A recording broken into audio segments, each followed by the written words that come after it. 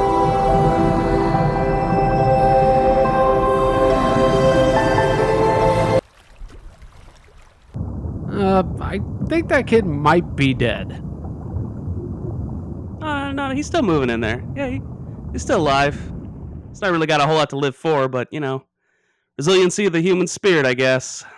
Patrick, would you recommend Cyber Seduction, His Secret Life? Without hesitation. Eric, would you recommend Cyber Seduction, His Secret Life? Only if you're real pin up and need a good solid wank.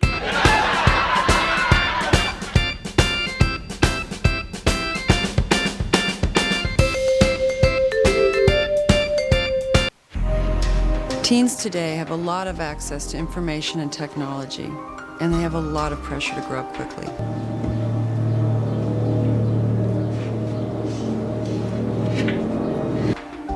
That combination can lead to unhealthy perspectives on relationships and behavior that can endanger them in many ways.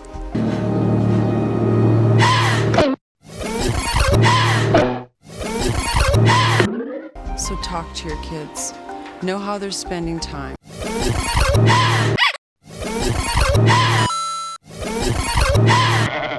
For more information and many resources on addiction, visit lifetimetv.com. It's our lifetime commitment.